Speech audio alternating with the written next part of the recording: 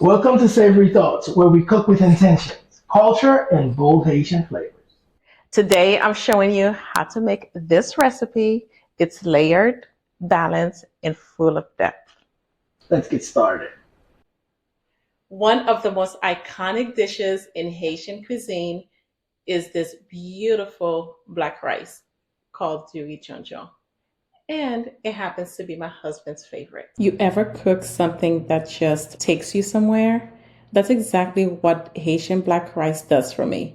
Diri Djon Djon isn't just rice, it's a whole experience. The color, the aroma, the depth. It is one of those dishes that feels like home before you can even take the first bite. Now, traditionally, this is made with dried jonjo mushrooms or black mushrooms, but that's specifically grown in Haiti. That's where that deep black color comes from. And listen, if you can get your hands on fresh jonjo, that's always the best way to go. The flavor is richer, more earthy, just unmatched. But today I'm using what I have on hand. And that's the beauty of cooking. It doesn't have to be perfect to still be meaningful. So I reached for my jasmine rice, about 3 cups. This is not a small pot situation.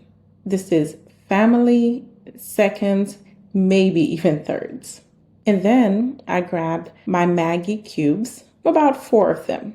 Now, I know, everybody has their thoughts on Maggi, but sometimes you work with what you have and you make it taste good.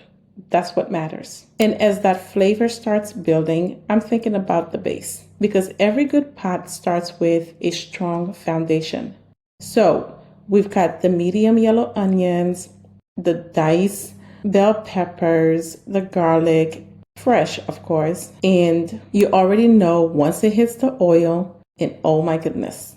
So you can either use peanut oil, olive oil, or even canola or vegetable oil. But I find that olive oil works best and it works just as well. It's really about that gentle richness that brings it all together from the beginning. Nothing overpowering, just enough to wake everything up. And then comes the vegetables. Now, ideally, fresh is best, like we said before, but frozen mixed vegetables always work as well. So today I pulled out the frozen mixed vegetables, added towards the end, and let me tell you, don't let anyone make you feel bad about doing so. Frozen veggies saves time. They're convenient and they still bring color and texture to the dish. So between the frozen mixed vegetables and those peppers and onions, you've got this beautiful balance, soft, vibrant, comforting Diri Djon Djon. Pair it with your favorite protein. For this, I'm using our scallop provençal that's found on our website at savorythoughts.com, and it just brings everything together. It's not about perfection, it's all about flavor, and it's about memories. So head over to savorythoughts.com to get the full recipe. Don't forget to follow and subscribe for more. Cheers.